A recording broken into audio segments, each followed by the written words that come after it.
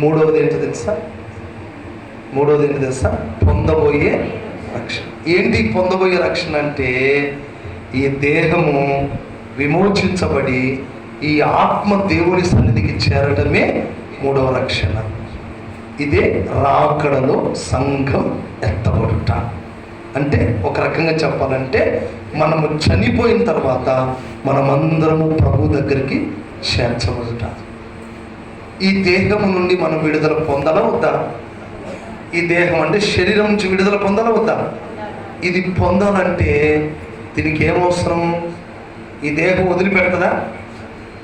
ఎన్నేళ్ళు ఉన్నావు నా దగ్గర, ఇన్నేళ్ళు కాపురం ఉన్నావు, ఎట్లా పోతావు అని ఈ శరీరం ఏం చేస్తుందంటే మనలో నుండి ఆత్మను పోనివ్వదు. అందుకే చూడండి, చచ్చిపోయే వాళ్ళ దగ్గర పోతే వాళ్ళు ఆయాసపడుతూ ఎంత ఇబ్బంది పడుతుంటారో, వాళ్ళ ప్రాణం, వాళ్ళ జీవి అప్పుడే పోదు. ఎప్పుడు పోతుందంటే వాళ్ళు ప్రార్థన, ప్రభా నన్ను శుద్ధీకరించు, ప్రభా నన్ను శుద్ధీకరించు, నా జీవితాన్ని శుద్ధీకరించు ప్రభా, నన్ను విడుదల దయచేయి ప్రభా అని ఈ దేహ విమోచన కొరకై ఎవరైతే ప్రార్థన చేసుకుని సిద్ధపడతారో ప్రభు వస్తాడు ఒక దినాన.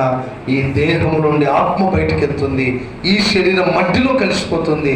మన దేహం దేవుని పోలికలోకి, దేవుని స్వరూపంలోకి ఒక్క రెప్పపాటులో మారిపోయి యేసయ్య సన్నిధికి చేరుకుంటాం. Praise the lord.